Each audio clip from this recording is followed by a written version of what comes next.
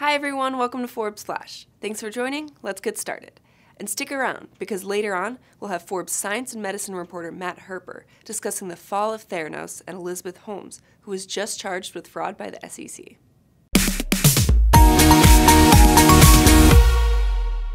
Billionaire and basketball legend Michael Jordan got a whole lot richer this week, thanks to his NBA team, the Charlotte Hornets. They just signed a TV deal with FS Southeast that's in the low to high $20 million range, up from the season's $14 million deal. Jordan first became a billionaire in 2014, when he increased his stake in the basketball team, but the star has plenty of money coming in other places too. He's the highest earning athlete of all time, pulling in $1.85 billion over the years. And now for a few stories you might have missed this past week. Legendary physicist Stephen Hawking passed away this week at the age of 76. His work with black holes and relativity solidified his standing as a giant among scientific theorists, and his works as an author brought his scientific questioning to the masses.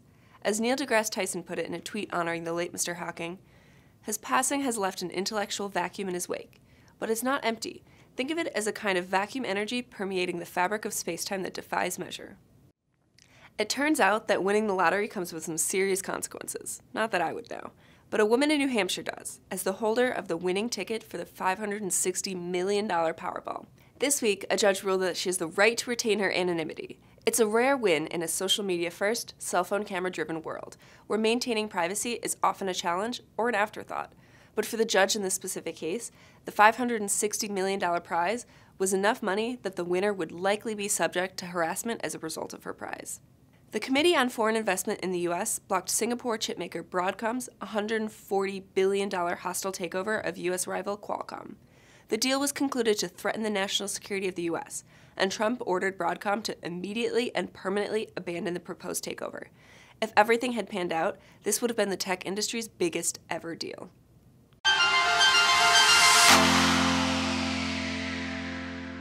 Rex Tillerson learned he was fired via tweet this week, an embarrassing end to his year-long endeavor as Secretary of State. There is a silver lining. Tillerson will leave Washington in a better financial position than he started. Despite taking a serious pay cut from his former role as ExxonMobil CEO, Tillerson dumped shares of his old company at a good time. He cashed out in early 2017 to avoid potential conflicts of interest in his role. Since then, shares have fallen by 10%. He was also able to defer a big tax bill, since he was selling the stock in order to satisfy conflict of interest requirements. If you're planning to celebrate St. Patrick's Day this weekend, you're not alone. U.S. consumers are expected to spend a record $5.9 billion to celebrate this year, according to the National Retail Federation. Part of that is because the holiday happens to fall on a Saturday, all the more better for green beer and shamrock-themed parties. 77% of people aged 18 to 24 are expected to celebrate. Are you one of them? Starting in June, you'll no longer see ads for cryptocurrencies and initial coin offerings on Google, because the company has banned them. The move is an effort to get rid of, quote, unregulated or speculative financial products. The move will affect ads appearing alongside search results, as well as those on YouTube, and those placed on third-party sites via the company's ad platforms.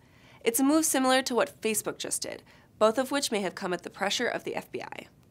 Joining us now is Forbes health and medicine reporter Matt Herper to talk about the latest news in the fall of Elizabeth Holmes and Theranos, and the rise that led to the SEC investigation in the first place.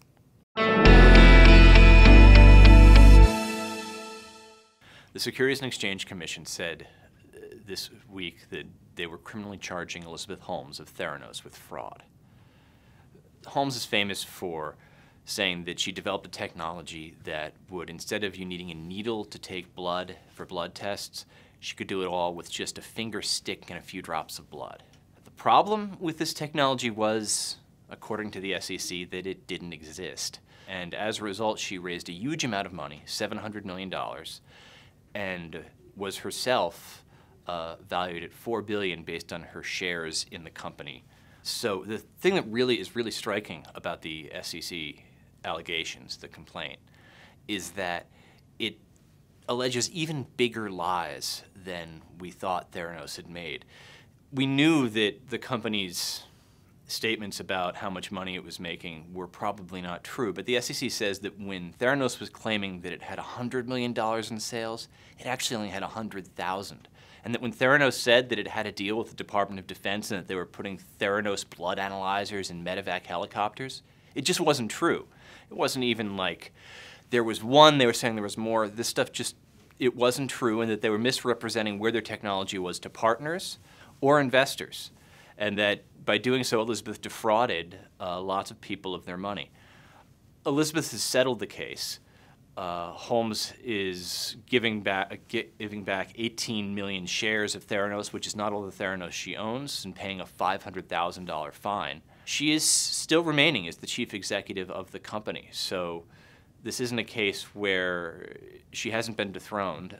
But Theranos is a shadow of itself. Most experts in the field no longer consider it a credible company, and when it showed a next-generation version of its machine at a science conference, there really wasn't much there. This machine that the company said could do anything that a big blood lab can do, in fact, could do very little of that. Theranos is also banned from acting as a clinical blood lab, and Elizabeth is going to be banned from being the chief executive of a public company for 10 years as part of the SEC deal.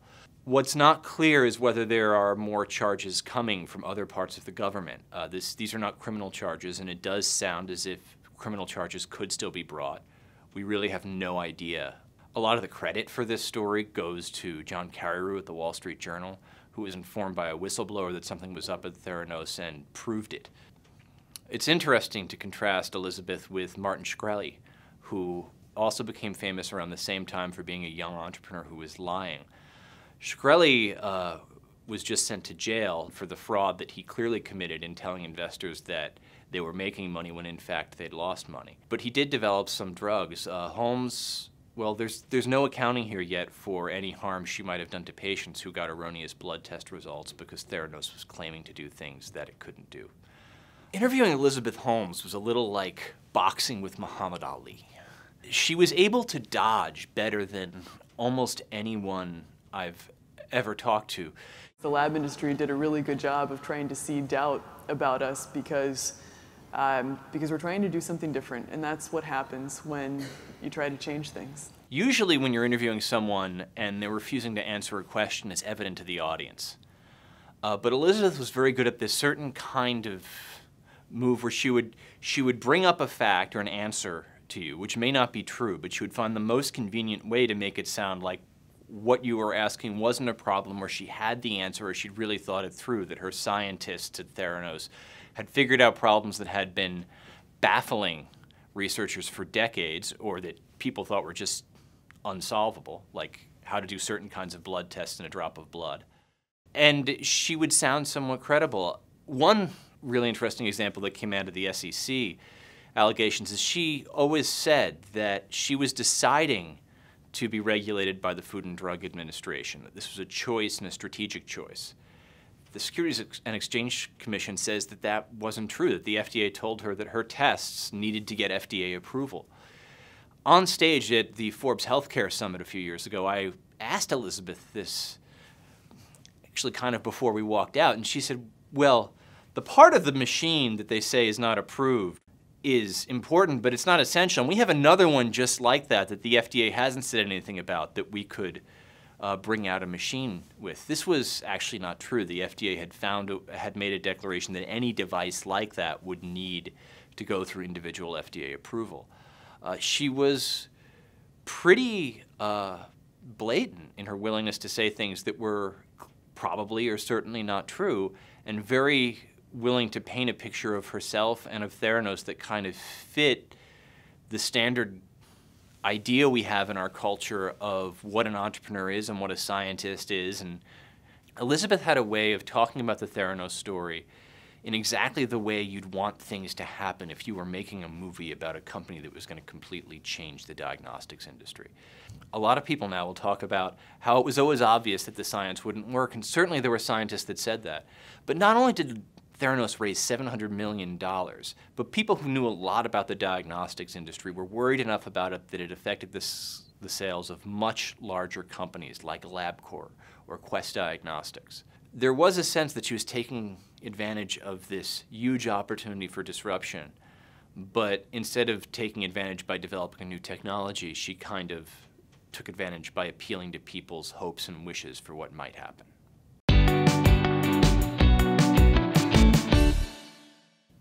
Thanks for joining us.